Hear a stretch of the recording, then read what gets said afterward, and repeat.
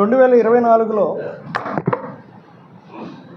శ్రీ మన ప్రస్తుత deputy CM Pawan Kalyan గారు పిలుపు మేరకు పెద్దన్న పాత్ర పోషిస్తూ రాష్ట్రంలోనే ఎప్పుడు కనీ విని ఎరుగని రీతిలో ప్రతి నియోజకవర్గంలో మా కమ్యూనిటీ కాపు తెలగ బలిజ ఒంటరి ఉన్న ప్రతి నియోజకవర్గంలో కూడా అత్యధిక మెజారిటీతో రాష్ట్ర ప్రభుత్వం కూటమి ప్రభుత్వం ఏర్పడడానికి ముఖ్య భూమిక వహించాం. అది 100% అది క్లియర్.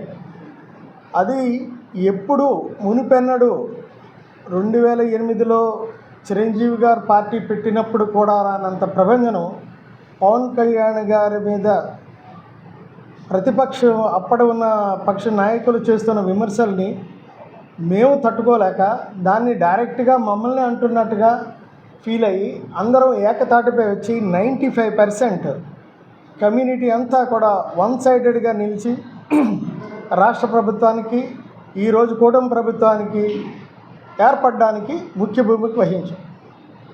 మా దురదృష్టవశాత్తు ఈ మధ్యకాలంలో ఉత్తరాంధ్రలో చూసుకుంటే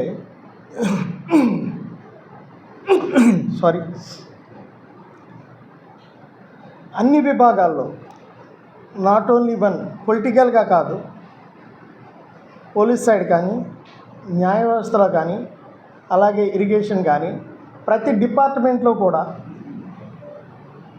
మా యొక్క కమ్యూనిటీ లీడర్స్ ఉద్యోగస్తుల్ని చాలా అన్యాయంగా వితౌట్ నోటీస్ అందరినీ కూడా ట్రాన్స్ఫర్స్ చేయడం, ఎవరిని కూడా ఇక్కడి నుంచి అక్కడికి అక్కడి నుంచి ఇక్కడికి గత 2 months బ్యాక్ ఒక డిఎస్పీ క్యాడర్ వ్యక్తిని ఇక్కడ పోస్టింగ్ చేశారు. పోస్టింగ్ చేసింది గవర్నమెంటే. మరి ఇక్కడ ఉన్న పెద్దలు ఎవరు వల్ల తెలీదు, ఏం జరిగిందో తెలీదు. వితిన్ 1 dayలో మళ్ళీ అదే పోస్టింగ్ క్యాన్సిల్ చేశారు. అలాగే ఈ మధ్యకాలంలో కూడా ఉన్న ఇద్దరు ముగ్గురు ఆఫీసర్స్ని కూడా ఇమీడియట్గా ట్రాన్స్ఫర్ చేశారు. అది పోలీసు విశాఖలో జరుగుతున్నది. న్యాయ వ్యవస్థలో ఈ ఏదైతే జనసేనకి సంబంధించిన రేషియో ఉందో ఆ రేషియో ప్రకారంగా రాష్ట్ర ప్రభుత్వం కొన్ని ఏపీపీ పోస్టులని వాళ్ళకి కేటాయించింది. తద్వారా వచ్చిన వాటిలో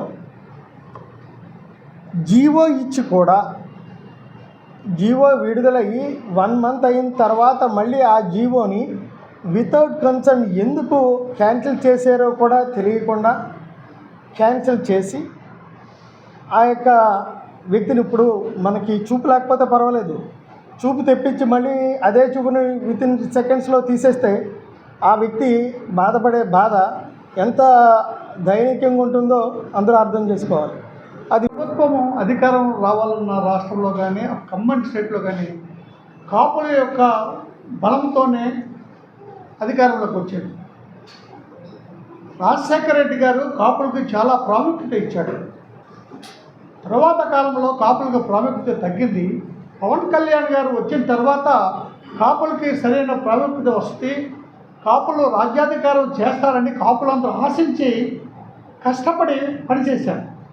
కానీ పవన్ కళ్యాణ్ గారు కాపులు ఆశించినంతగా ఆ సత్ఫలితాలు కనిపించట్లేదు ఎక్కడ. ఈ మధ్య మూర్తి గారు చెప్పినట్టు అధికారుల యొక్క ట్రాన్స్ఫర్లో చాలా పక్షపాత వైఖరి వహిస్తున్నారు. ఈ 3 జిల్లాల్లో కాపుల్ని వెనకపెట్టి ఒక కులాన్ని, నేను పేరు చెప్పడం, ఇంకో కులాన్ని చాలా ఎంకరేజ్ చేస్తుంది గవర్నమెంట్. అందుకనే మా రిక్వెస్ట్ ఏంటంటే కాపుల్ని విస్మరిస్తే మాత్రం దాని ప్రతిఫలం చాలా తీవ్రంగా ఉంటుంది రాబోయే 29 ఎలక్షన్. దయించి ముఖ్యమంత్రి చంద్రబాబు నాయుడు గారు, పవన్ కళ్యాణ్ గారు, లోకేష్ గారు ఒకసారి ఆలోచించి కాపులకి సంస్థ స్థానం ఇవ్వాలని మీ ద్వారా కోరుకుంటున్నాను. Thank you very much.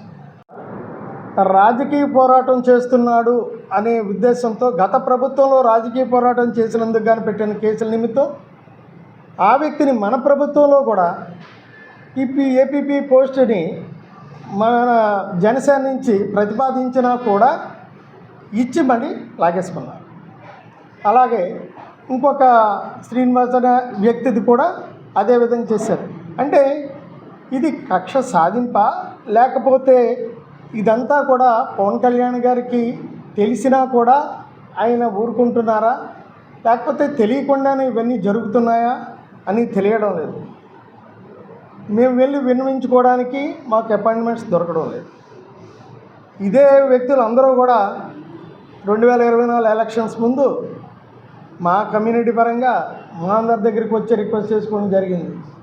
మేమందరం కూడా చాలా సంతోషంగా ఎప్పటికైనా మనం కూడా ఒక రాజ్యాధికారం దిశగా పయనిస్తున్నాం, చాలా బాగుంది అని ఒక్క ఏకతాటిపై వచ్చి కష్టపడి మేము చేస్తే ఈరోజు అనిపించవచ్చు మీ ఇండివిజువల్గా మీకుండే ప్రతిభతో మీరు వచ్చారని.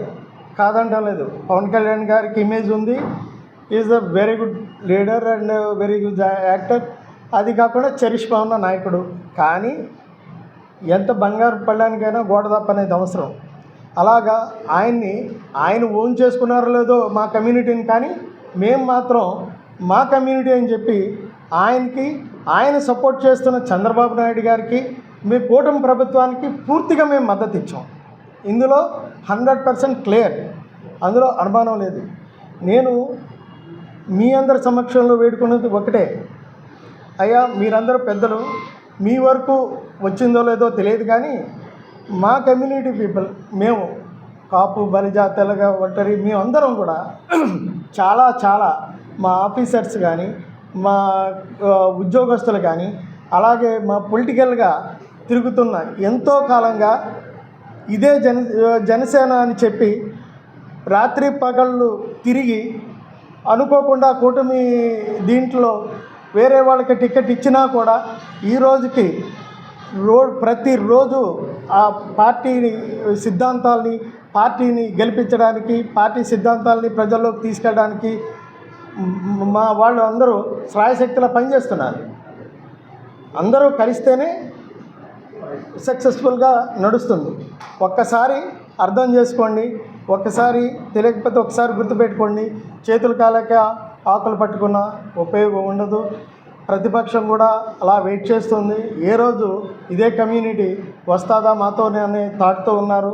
కానీ మేము ఎప్పటికీ మిమ్మల్ని నమ్ముకున్నాం కాబట్టి మీ ద్వారా మాకు సంబంధించిన మా కుటుంబ సభ్యులందరికీ న్యాయం జరుగుతుందని మేము డైరెక్ట్గా మీకు అనిపించవచ్చు, ఇదే విషయాన్ని మీరు లెటర్ రూపేనా మాకు చెప్పచ్చు కదా అని ఎన్నో రకాలుగా ట్రై చేసినా కూడా మీ అపాయింట్మెంట్ దొరకకపోవడం వల్లే పాత్రికేయులు మీకు మాకు వారధిగా ఉంటారు కదా ప్రజలకి, నాయకులకి అనే ఉద్దేశంతో మీ అందరి సమక్షంలో తెలియజేస్తున్నాను.